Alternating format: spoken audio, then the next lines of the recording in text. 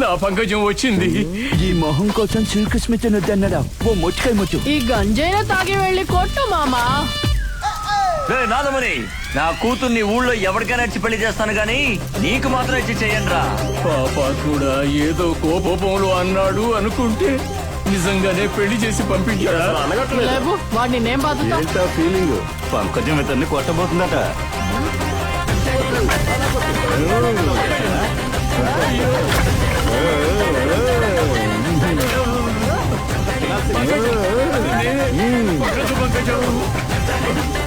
యమధర్మ, ఏ శివరానర్ నా పంకజం నన్ను కొట్టడు. నేను